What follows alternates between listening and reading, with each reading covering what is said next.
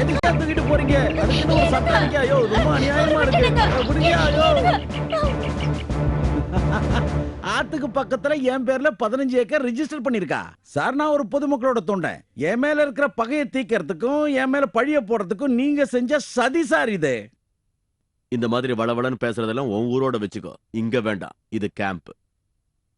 இந்த உசிலம்பட்டி கிராமத்துல சில வருஷங்களுக்கு முன்னாடி நல்ல பேரோட வாழ்ந்துகிட்டு இருந்த அப்துல் ரஹ்மானுடைய பையன் தானே நீ? ஆமா. அப்படின்னா போன மாசம் 12ஆம் தேதி ரிஜிஸ்டர் ஆபீஸ்ல 15 ஏக்கர் நிலத்தை 24 லட்சம் ரூபாய்க்கு உன் பேருக்கு நீ ரிஜிஸ்டர் பண்ணிருக்க. பென்னியோட மேரேஜ் ரிஜிஸ்டர் பண்றதுக்காக நான் போகும்போது எதேச்சியா அந்த பையில நான் பார்த்தேன். இந்த கிராமத்துல கிடைக்கிற வசூலை வச்சோ இல்ல லோக்கல்ல கிடைக்கிற கமிஷனை வச்சோ உன்னால இதை வாங்க முடியாதுன்னு எனக்கு நல்லா தெரியும். மரியாதையா சொல்லிடு, உனக்கு யார் அதை வாங்கி கொடுத்தது? இங்க பாருங்க சார், சத்தியமா அதை பத்தி எனக்கு எதுவுமே தெரியாது. அப்ப ராத்திரி உன்னை பாக்குறதுக்கு யாருக்கும் தெரியாம வர்ற ஆள் யாரு? சார் இதுக்கு முன்னாடி அந்த மாதிரி ஆளுங்க என்கிட்ட வந்ததில்ல சார். அன்னைக்கு ராத்திரி மட்டும் தான் அங்க வந்தாங்க. அவங்க தான் அந்த இடத்த வாங்கி கொடுத்தாங்களா? எனக்கு தெரியாது சார், அவங்கள பத்தி எனக்கு எதுவுமே தெரியாது. அவங்க கூட வந்த ஒரு ஆளை நான் மதுரையில மீட்டிங்ல பாத்திருக்கேன். அவங்க எதுக்கு உன்னை பார்த்தாங்கன்னு சொல்லு. எலெக்ஷனுக்கு முன்னாடி ஹைகமாண்டுக்கு ரகசிய ரிப்போர்ட் கொடுக்கறதுக்காக தாலுகா ஆபீஸ்ல இருந்து சென்சஸ் ரிப்போர்ட் வாங்கி கொடுக்க சொன்னாங்க. நானும் அதை வாங்கி கொடுத்தேன். எனக்கு 1000 ரூபாய் கொடுத்தாங்க. கட்சியில இருக்கிறவங்கள ஃபாரினுக்கு கூட்டிகிட்டு போறேன்னு சொல்லிட்டு என்னுடைய ரேஷன் கார்டையும் பாஸ்போர்ட்டையும் வாங்கிட்டு போனாங்க. அவங்கள பார்த்து அடையாளம் காட்டுவே? காட்டுங்க சார். அதுல ஒருத்தன் ஹிந்திக்காரன் தன்னை ஹைகமாண்டர்னு சொன்னான். நீ சொல்றது உண்மைன்னா உனக்கு நிலம் வாங்கி கொடுத்தது அவங்களா தான் இருக்கும். ஆனா அவங்க அரசியல்வாதிங்க கிடையாது. சென்சஸ் ரிப்போர்ட்டை வாங்கினதுலயும் பினாமி பேர்ல சொத்தை வாங்கினதுலயும் ஏதோ ஒரு மர்மம் இருக்கு. ரொம்ப ஆபத்தான மர்மம்.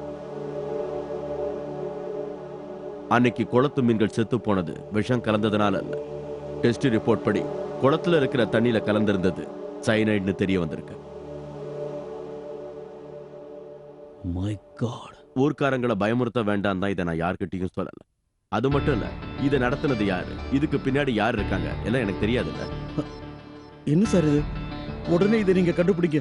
என் உயிரை கொடுக்கணும்னாலும் சொல்லுங்க, நான் கொடுக்கறதுக்கு தயாரா இருக்கேன். சரி நீ போ.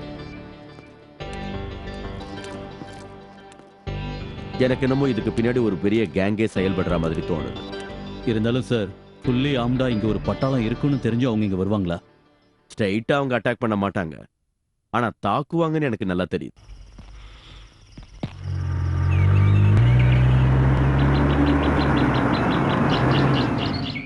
நல்ல வேளை உன்னை பார்த்தேன். பார்க்காம போயிடுவோம்னு நினைச்சேன். நான் ஊருக்கு போறேன். எனக்கும் சேர்த்து வேண்டிக்கங்க.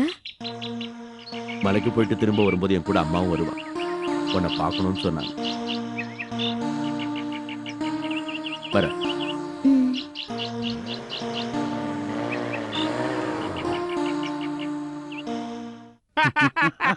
இத பாருங்க, கொஞ்சம் சீக்கிரம் ஆகட்டும்.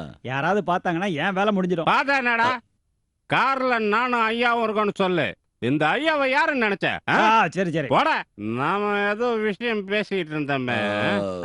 இங்க இருக்கிற டேங்க்ல இருந்து பக்கத்து ஊருக்கு போக வேண்டிய தண்ணி ஒரு நாள் நான் தண்ணி போட்டதுனால டிராப் ஆயிடுச்சு. அன்னைக்கு எனக்கு நல்ல தூக்கம். இந்த மாதிரி ஒரு நல்ல சரக்கு கிடைக்காதனால பக்கத்து கடையில பிளாக்ல வாங்கி குடிச்சேன். தூங்கி வந்து பாக்குறேன், கையில சஸ்பென்ஷன் ஆர்டர். என் வேலை மட்டும் எனக்கு திரும்ப கிடைக்கட்டும். இந்த ஊருக்காரங்களை ஒரு வழி ஆக்கிடுறேன். என்னங்க என்ன ஒரு ரவுண்ட் அடிங்க. அட உங்களுக்கு எதுக்கு வேலை இல்ல? அதான் லட்சக்கணக்கா பணம் வருது.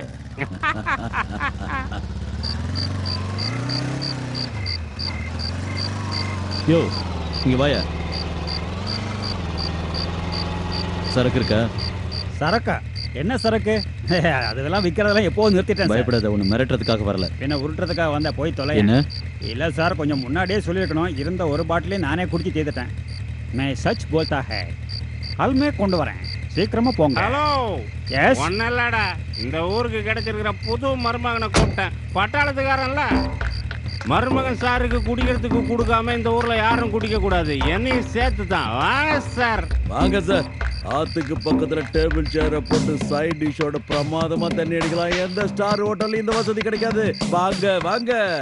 பூங்காற்று திரும்புமா? ஏன் திரும்பாதா? என் பாட்ட விரும்புமா? யாருக்கு தெரியும்? உண்மையை சொல்லணும்னா தாலாட்டு. நீங்க இந்த நாட்டுக்காகவே பிறந்திருக்கீங்க சார். ம், ம். ஆனா இன்னொருத்தருக்கான தென்னை மரம் மாதிரி அவனை எனக்கு பிடிக்காது, கெட்டவன். டேய் நீ என்ன வேணா சொல்லிக்க, ஆனா பட்டாபி சாரை பத்தி ஏதாவது சொன்ன? ஏன் சொல்லக்கூடாதா? அந்த எதுக்கு என் பொண்டாட்டியோட தங்கச்சி பின்னாடியே சுத்திக்கிட்டு இருக்கான்? கட்டிக்கிறதுக்காக இல்ல. கட்டிக்கிறதா இருந்தா விதவை பொண்ணை எதுக்காக தேர்ந்தெடுத்தான்? ஆனா அதெல்லாம் ஒண்ணு இல்ல, கட்டிக்கணும்னு தான் பாக்குறான். ஆனா காதெல்லாம் ஒண்ணு இல்ல. அவளை கல்யாணம் பண்ணா 30 லட்சம் அவன் கைக்கு வந்துரும்ல. மெழுகு சிலை மாதிரி ஒரு பொண்ணு கூடவே ஒரு 30 லட்சமும் போதாது. கரும்பு தின்ன கூலி கொடுத்தா வேண்டாம் நான் சொல்லுவாங்க. பாரு யாரா இருந்தாலும் அதை செய்வான். டேய் நிறுத்துறா வேணா. என்னடா சொன்ன? அவரு பணத்துக்காக அவர் ஏமாத்துறாரா? என் பட்டாபி சாரோட மனசுல என்ன இருக்குன்னு தெரியுமாடா உனக்கு? உனக்கு அவரை பத்தி தெரியாதுடா. யாருக்கு அவரை பத்தி தெரியாது? கிடைக்கிற எல்லா சம்பள பணத்தையும் போர்ல பாதிக்கப்பட்ட வீரர்களுக்கும் விதவையான பெண்களுக்கும் பணமா அனுப்பி வைக்கிறாரியா அவரு. அவரை பார்த்து ஏமாத்துறாரு நான் சொல்றேன். யோ நிர்மலாவை பட்டாபி சார் தான் கல்யாணம் பண்ணிப்பா. உன் பொண்டாட்டியோட தங்கச்சிய பட்டாபி சார் தான் கட்டிப்பாரு. அவரு தான் கல்யாணம் பண்ணிக்கணும். அவரு எவ்வளவு வருத்தப்படுறாருன்னு எனக்கு தான் தெரியும். அவரால் தான் அந்த நந்து கொல்லப்பட்டான். அந்த நந்து சாகரத்துக்கு இவரு காரணமாயிட்டார்.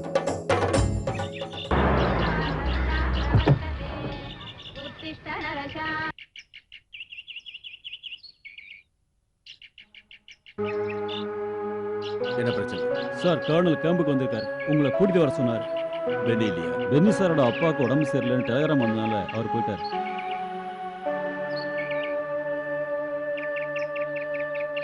பட்டாளம் இந்த கிராமத்தை விட்டு போகணும். நந்துவை கொலை பண்ணவர் இந்த ஊரை விட்டு போகணும். பட்டாளம் இந்த கேம்பை விட்டு போகணும்.